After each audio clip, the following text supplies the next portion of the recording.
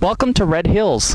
This is formerly known as the Red Hills Area of Critical Environmental Concern, and it's in Tuolumne County, which is about 100 miles east of the Bay Area.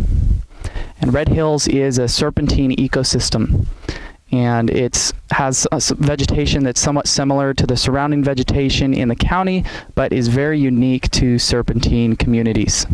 Okay, so serpentine soils are pretty unique. You've got an introduction from Professor Young in class, but I'll just do a brief review of that right here. So serpentine soils are ultramafic metamorphic rock, and they're essentially an insight to what the composition of the mantle is. So they're not necessarily typical crust material, upper crust material regarding geology. What happens is along fault lines, serpentine rock becomes exposed due to these faults, and so in California especially, along the San Andreas Fault and some of our other faults, like the one we're here at today in the Sierra Nevada, serpentine soils are found in elongated strips, and that is because they occur along these north-south, northeast, south, northwest, southeast direction fault lines we have. And they have heavy metals. They're high in heavy metal concentrations. They're low in some nutrients like phosphorus and nitrogen, specifically nitrogen. And so what you'll find is it's very difficult for a lot of plants to live in the soil. Another thing to note about serpentine soils is that they're steep and rocky, and you'll see that here. I'll show you in a second with some panoramas, that the topography here is steep and rolling compared to the surrounding topography, which is much more gentle, except for the Sierra Nevada in the distance. Topography around here is much gentler except for this exposed mantle serpentine rock. So these soils tend to be very shallow. So a little bit about serpentine plant communities. What might you find here? Well, you'll find stress tolerators. We talked about 3 different life history strategies you might find in plants in general, or in some species too, but mainly in plants. And that is, you'll find disturbance-specific species, or kind of R-selected species that do really well where there's high resource availability but high disturbance. You'll find competitors, which do very well where there's high resources availability but low disturbance. And then you'll find stress tolerators, which do very well in environments where there's low nutrients or high toxins or some other high amount of stress. You'll find some of these species in desert communities. They're very good at tolerating specific types of stress. Serpentine specifically has a lot of endemics because it's one of those that they occur in very unique geography across the state of California.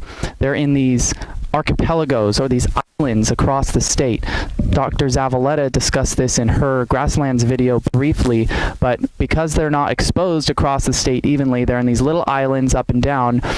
They become isolated, and then species will develop over many hundreds of thousands of years. So there's high endemic ratio of species in these serpentine systems.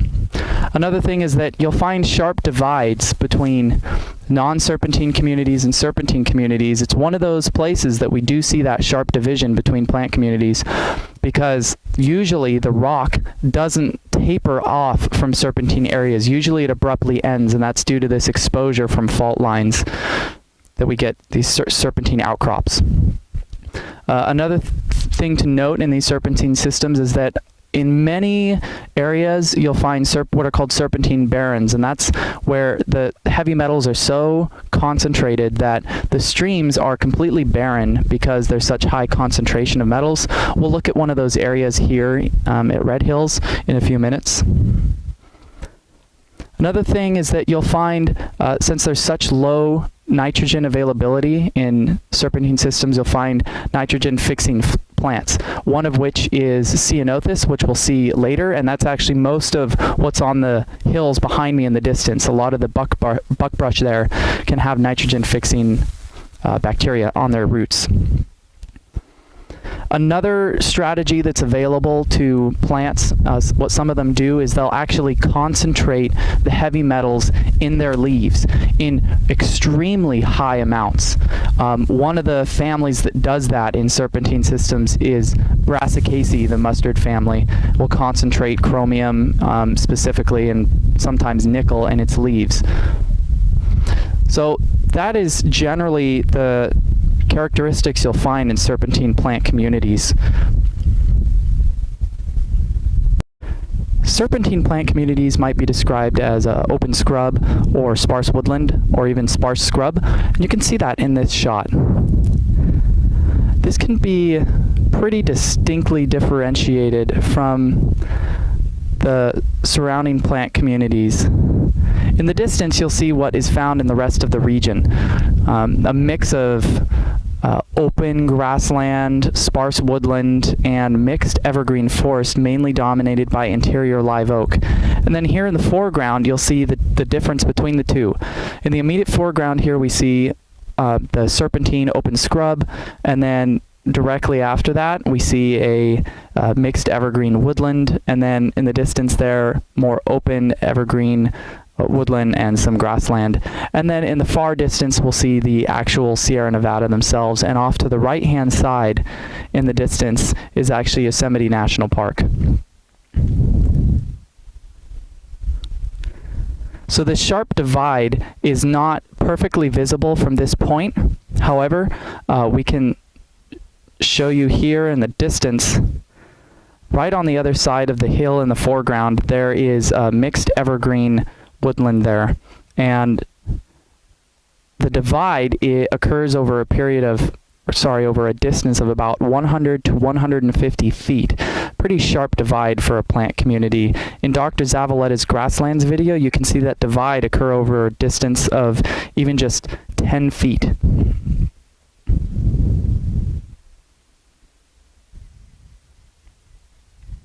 So to illustrate to you the distinction between the Red Hills ecosystem, so the serpentine ecosystem, and the surrounding woodland and grassland, we're out here in one of the grasslands, open woodlands.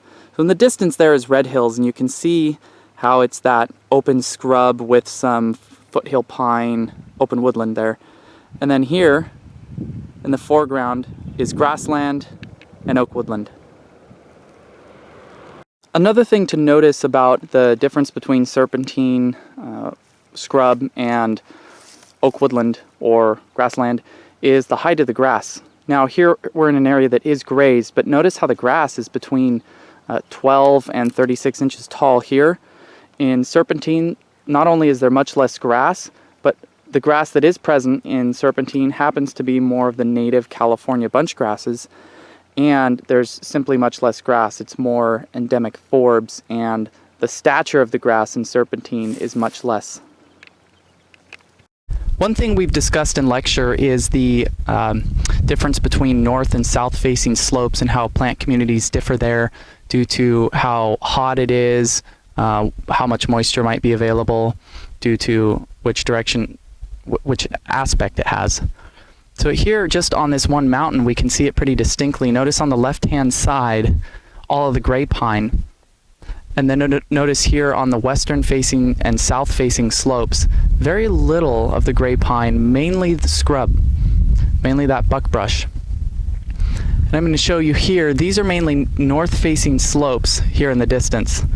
And notice how much more gray pine they have than in the shot from the intro, one of the intro clips. Here in the distance, we can see actually a lot of gray pine there. It's essentially a gray pine woodland, almost a gray pine forest in some areas. Some serpentine soils are rather shallow, and we can see that on this bank here. There's a lot of exposed bedrock across this entire bank.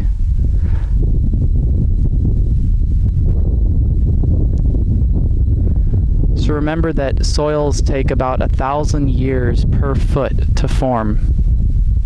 And if the soil is also highly erosive, there's not going to be much there.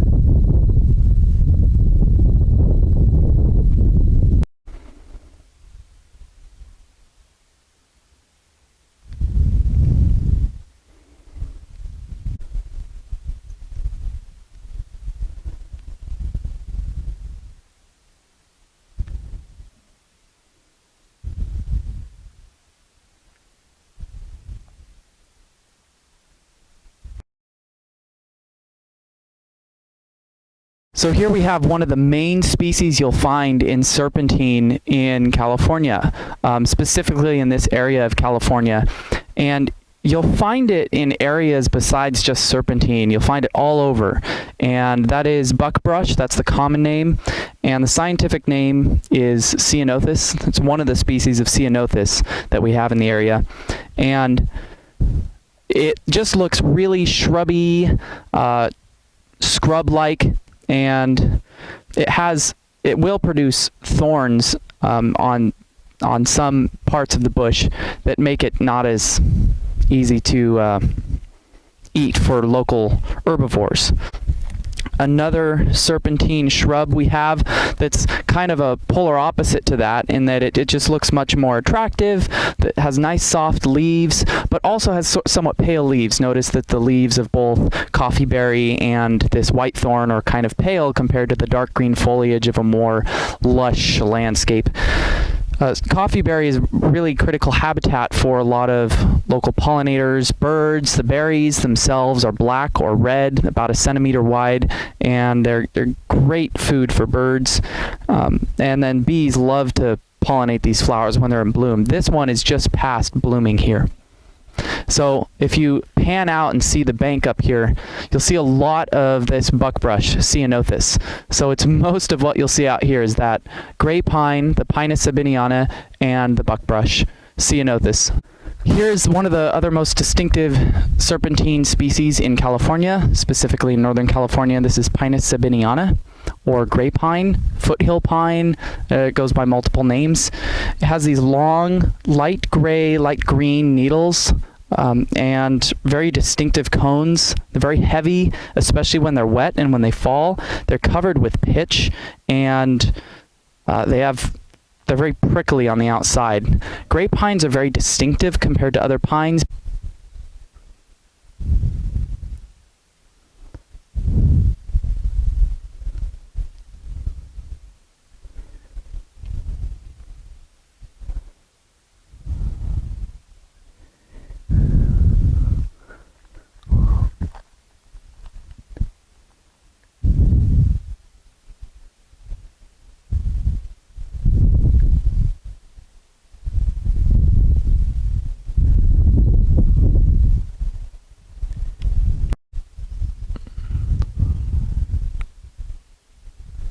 Notice the density of gray pines in this ecosystem compared to the density of buckbrush.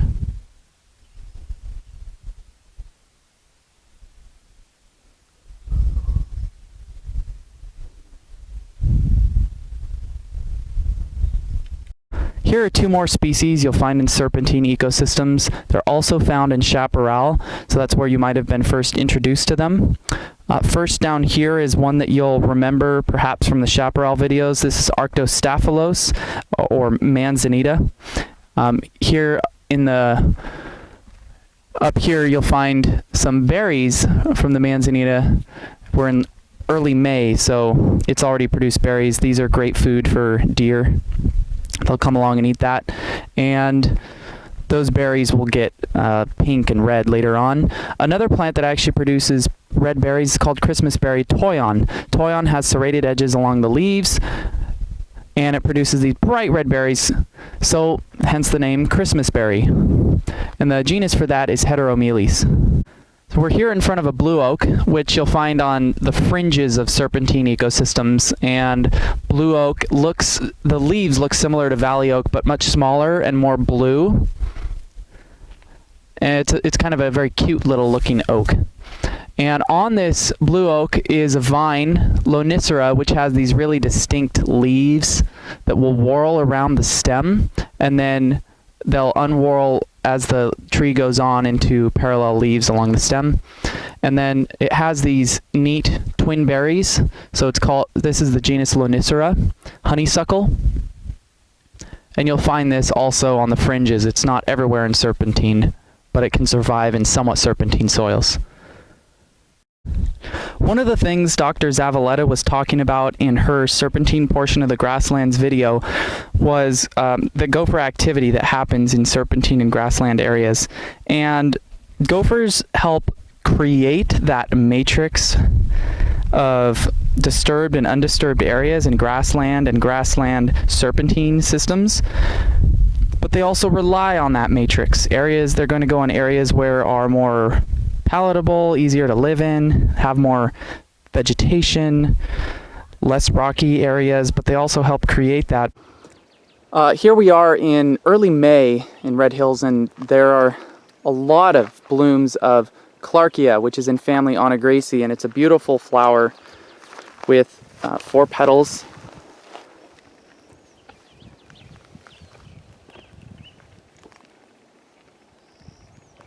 And it's all over the banks. We have one of the serpentine endemics, serpentine specific plants here. This is Allium. So it's in the onion family, Alliaceae. And down here in the soil, it has corms that Native Americans would use as a source of food.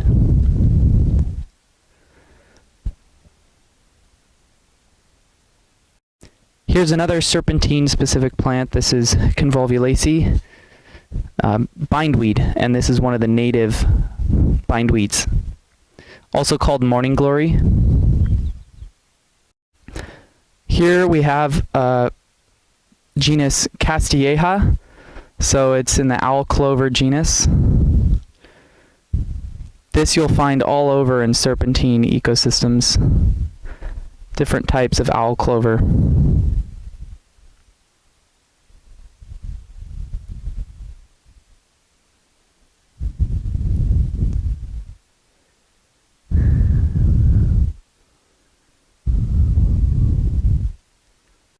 Although the buckwheat hasn't yet started blooming, I'd like to show you what it looks like a little bit more up close. Buckwheat has these distinctive long stems for the flowers themselves, or the inflorescences themselves. And buckwheat here has pink flowers. Here, sorry, the zoom on the camera isn't excellent, but you can see one of the flowers has yellow hue to it. That will become a bright yellow later on. Here's a neat little flower in family Boraginaceae that you'll find in serpentine called popcorn flower. It's got these fiddle neck inflorescences distinct to Plagiobotheres. You'll also find it on Amsynchia, so it's in family Boraginaceae. Because we came to Red Hills so late this year, we missed most of the chlorogalum, the soaproot, but I have a small one here that actually hasn't quite bloomed yet, right in front of us. And you can tell it's soaproot because it has a scapose inflorescence, and the leaves are this kind of wilted sort of look. And again, the scapose inflorescence with multiple branches. Because it hasn't flowered yet, you can't quite see the flowers, but they're what I would describe as a wispy white flower. The soaproot had many uses, specifically the tuber and then the roots themselves for Native Americans.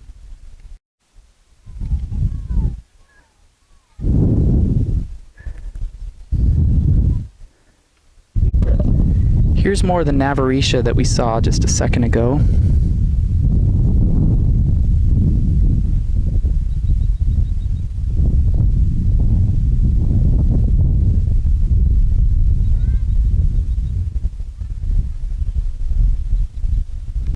There's a neat plant here in family Apiaceae that you'll find in serpentine systems.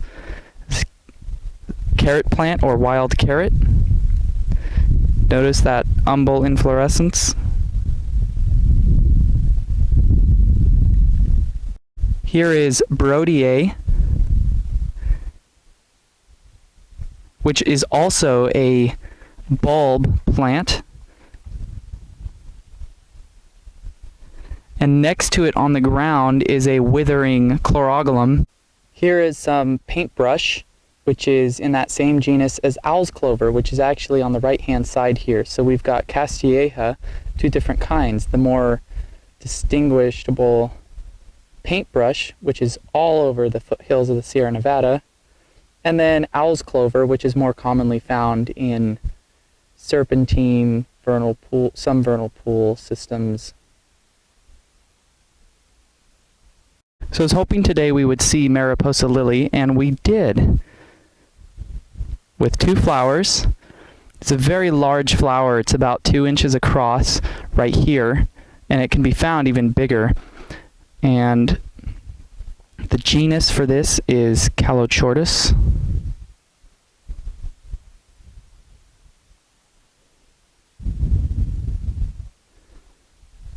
So here we have another lily in front of us. This is like the Mariposa lily, but it's also Calochortus. And this is not quite as large as the Mariposa lily. It's about 1.5 inches across. And then next to it over here is Delphinium, also known as larkspur. And I don't know if the color is going to come out here, but it's a very brilliant, brilliant purple, almost violet color.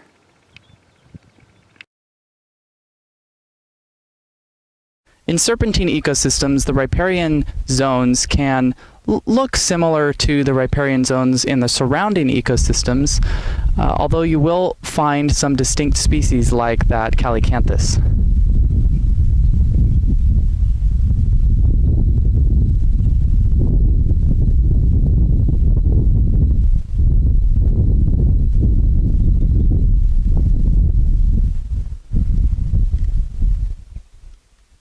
Here in the riparian zone again we have a sedge.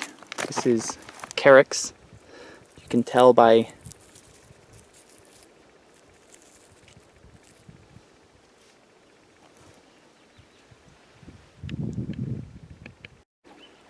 so we have up here on the bank some more of the sedges we saw earlier. And so in this particular area in Red Hills, we have a couple of springs, so there's pretty good groundwater source in multiple areas at Red Hills that allows these springs to operate, to flow through much of the springtime. We're down here in a slightly dried up stream in the riparian zone, and we have a couple neat plants here. First is this Mimulus. So this is monkey flower. We also have another one up here. This is Cicericium. Has this distinctive yellow anthers and pistil right there in the center. It's purple flowers, and that's in this whole area, right next to California poppy, Schultzia californica. Here at the flowing part of the stream, and I wanted to point out some really neat clumps of vegetation we have around. First, in the foreground here is a clump of that allium I showed you.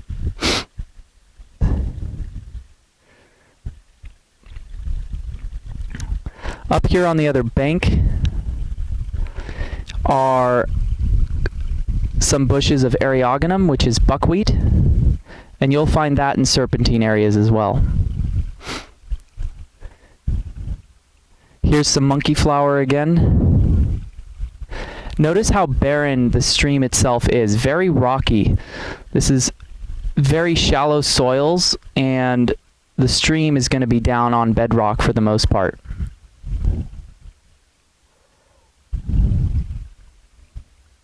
There in the distance on the right side of the bank is more allium.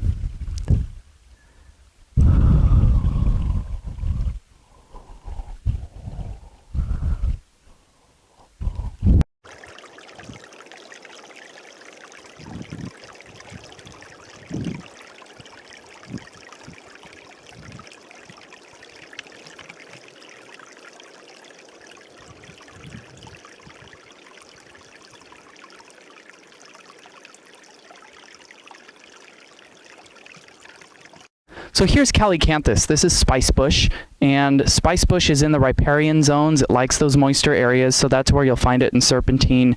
And we're going to pull a leaf off here, and it's got a very nice, pleasant, spicy aroma.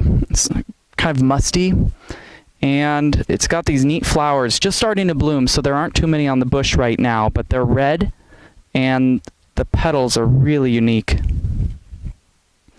Another neat thing are the seed structures themselves, which have You dump them upside down, you'll find the seeds in there just like that. And they have this neat little kind of porcelain pot shape.